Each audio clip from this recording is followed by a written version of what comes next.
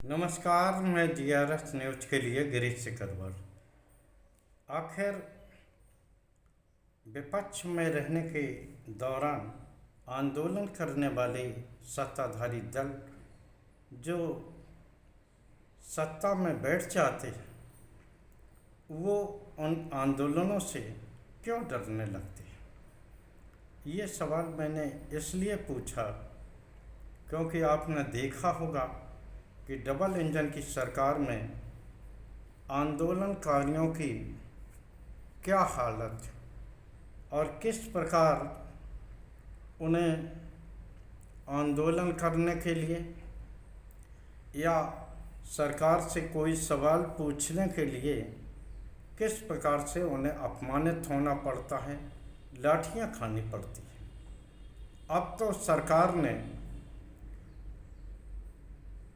1974 के बाद से होने वाले आंदोलन के विषय में सभी तरह की जानकारियां जुटाने के निर्देश दिए हैं और यहाँ तक कहा गया कि ये देखा जाए कि आखिर इसकी फंडिंग कौन कर रहा था।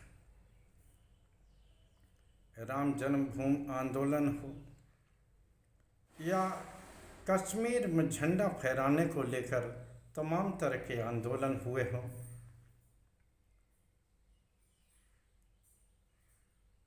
गैस में वृद्धि हो, महंगाई की समस्या हो या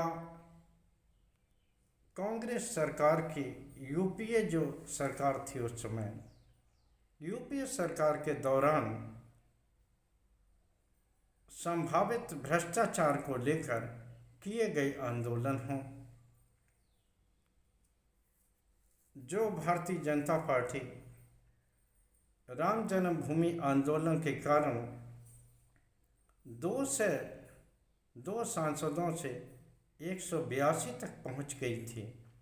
अब वही भारतीय जनता पार्टी इस बात की जानकारी करना चाहती है कि इन आंदोलनों का आखिर स्वरूप क्या है और इसको फंडिंग कहाँ से मिल रही है। क्या सरकार अयोध्या में भगवान राम के विग्रह की स्थापना के बाद अब ये भी मान रही है कि उस आंदोलन में जो फंडिंग हुई थी या वो जो आंदोलन हुआ था उसका स्वरूप आखिर क्या था और आखिर वो आंदोलन क्या हुआ था, क्या इस बात की भी जानकारी कर रही है। या सरकार को नेपाल के तख्तापलट को लेकर कोई डर सता रहा है। जिस प्रकार की परिस्थितियां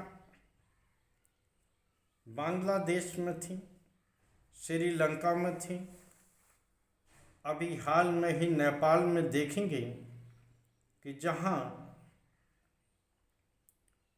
बेरोजगारी और सत्ताधारी दल के नेताओं की साहा खर्ची को लेकर आम जनता ने किस प्रकार का आंदोलन किया और उस आंदोलन के बाद वहाँ के सत्ताधीशों को अपनी जान बचा के अन्य देशों की शरण लेनी पड़ी। बांग्लादेश के प्रधानमंत्री तो अपने ही देश में निर्वासित का जीवन जी रहे। निश्चित तौर पर जनता के मन में जब आक्रोश होता है उसी समय एक आंदोलन का जन्म होता है। वो आंदोलन मात्र इसलिए होता है क्योंकि अगर सत्ताधारी दल लोगों की समस्याओं को अपने स्तर से हल कर दे या आम जनता को उनकी सहूलियतों का ध्यान रखे और उन्हें समय समय पर ये जानकारी देते रहे कि आखिर उनकी समस्याओं का निदान क्या है, या नेता भी उसी तरह से आचरण करें जैसे कि देश के प्रधानमंत्री रहे लाल बहादुर शास्त्री ने देश से एक दिन भूखा पेट रहने का आह्वान किया था। उस समय देश की परिस्थिति खराब थी, यहाँ तक कि हम लोगों के पास खाने के लिए स्वयं हम लोग अपना अन्न नहीं उपजा पाते थे।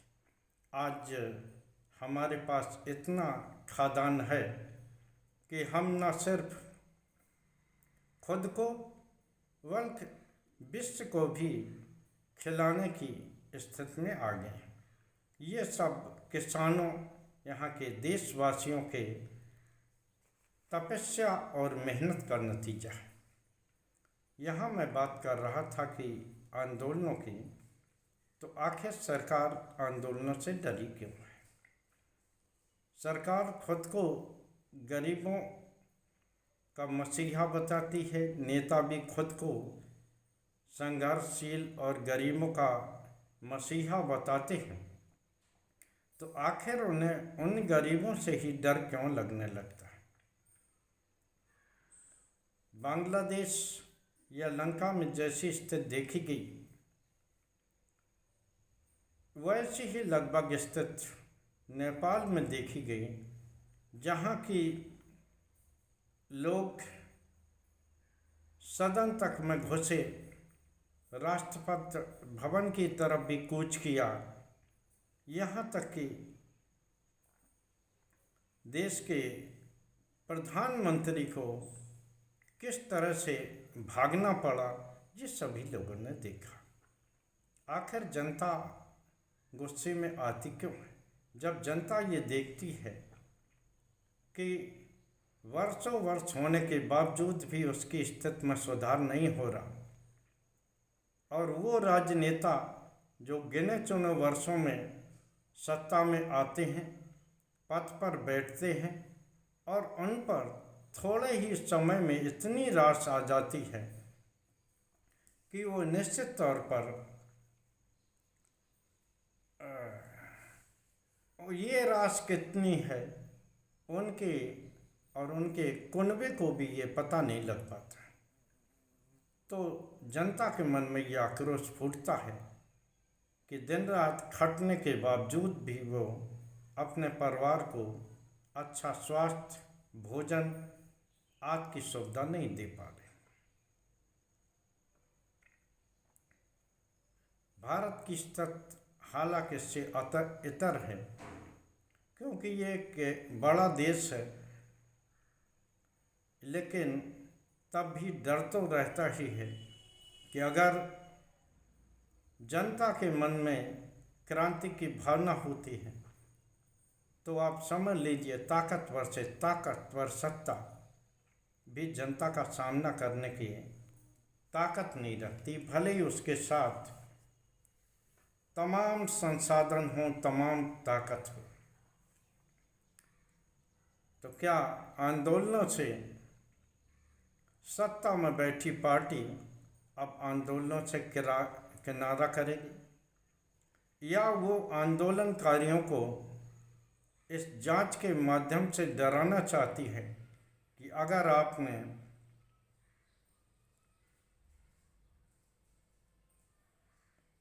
कोई भी सरकार के खिलाफ कदम उठाना चाहा, तो निश्चित तौर पर हम आपके साथ कार्रवाई करेंगे, आपको जेल में डालेंगे।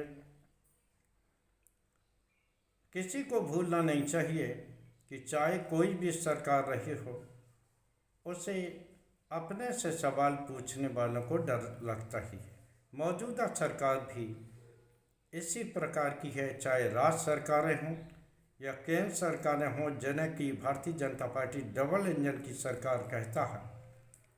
वो भी आंदोलनकारियों या रोजगार मांगने वालों के साथ किस प्रकार का व्यवहार करती है, पूरे देश ने इसको देखा है और देख भी रही।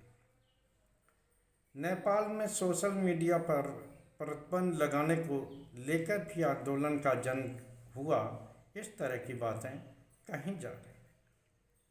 सरकार इस तरह की कोशिश करती है कि मीडिया को अपने अंडर में रखें, चाहे इमरजेंसी कॉल रहा हो, उस समय भी मीडिया को सरकार ने अपने अंडर में लिया और आज भी मुख्य धारा का मीडिया सरकार के साथ रेंगने को विवश है।